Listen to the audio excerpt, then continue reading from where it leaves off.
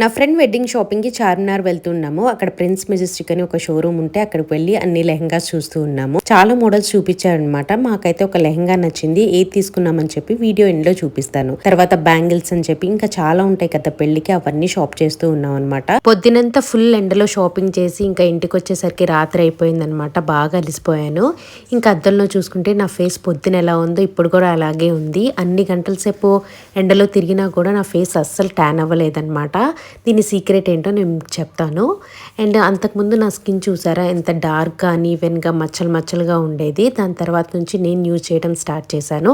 డెర్మడాక్ వల్ల 10% niacinamide serum.